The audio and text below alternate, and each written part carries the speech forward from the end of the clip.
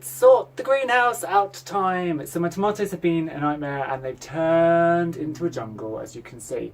So what I've done is I've strung up a piece of string that goes all the way across just to hang these climbing bits over, because I don't normally let them go this high, but if I'd cut them down at my normal level, which is here, I'd have had no fruit because all the flowers below got frizzled.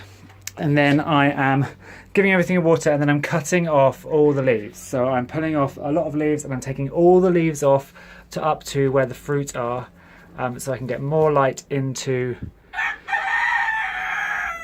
the tomatoes and just clear it away, make it look messy. And tomatoes don't need a ton of leaves as long as they've got some at the top. And also I've just spotted there's a little bit of blight by this door, so I'm going to take that off too. And there is my single tomato so far, but there's tons more coming.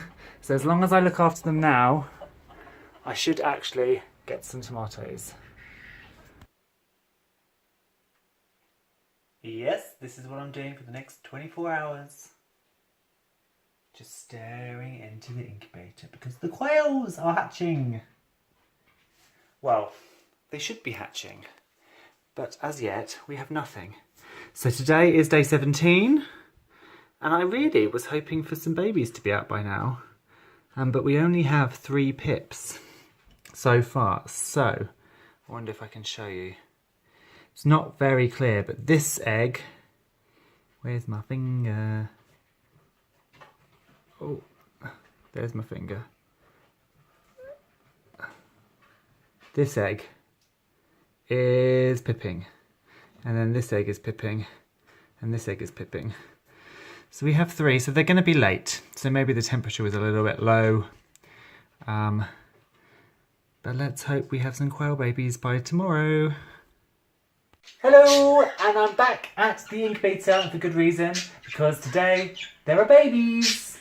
So yesterday I was expecting them at day 17, but then as somebody pointed out to me, I was using the Hatch a Batch app, and that actually starts at day 1 rather than day 0. So technically you're already ahead 24 hours, which seems to be right considering these are now hatching.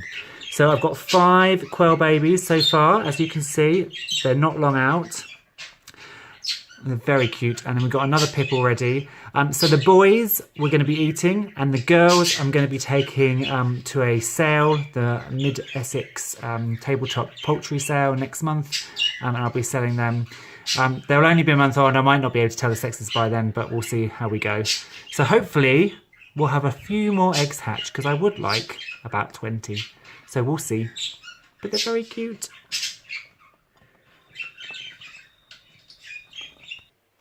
Hello, and today I'm sorting out my new grow light system. So this is an IKEA shelf, which cost £10. And then I've got these 4 adhesive strip lights. They're blue and red, and they were £13 each. So I've got one on this shelf and one on this shelf. I've never grown anything inside before, so this is a test run. So I've got some mint, which, you know, it's hard to kill, so that'll be good to test it out in this. I've got some cuttings, some mint cuttings, some rosemary and some lavenders. And then I also potted up a few of the cinnamon basil plants today as well. So I've got some cuttings, I've got some mint, and I've got some tiny little seedlings to test out in this system and see how we go.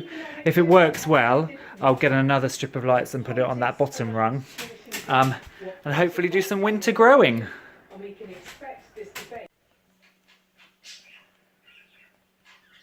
So I have transferred the tiny little quail chicks to the brooder, and I think I'm pretty much going to be just stood.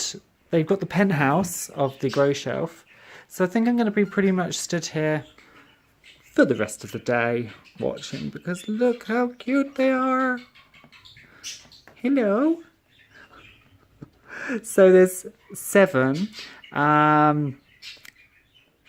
I was a bad quail father and I accidentally squished one in the incubator. I was absolutely horrified.